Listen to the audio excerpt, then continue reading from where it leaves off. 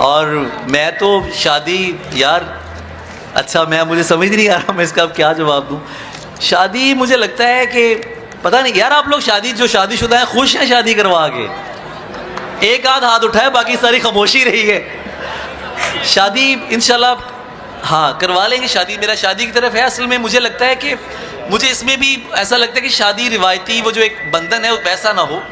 मैं जब शादी करूंगा तो मुझे कभी अच्छा नहीं लगेगा कि मैं अपने फ़ोन चेक करवाऊँ और मैं किसी का फ़ोन चेक करूँ, मुझे बिल्कुल अच्छा नहीं लगेगा।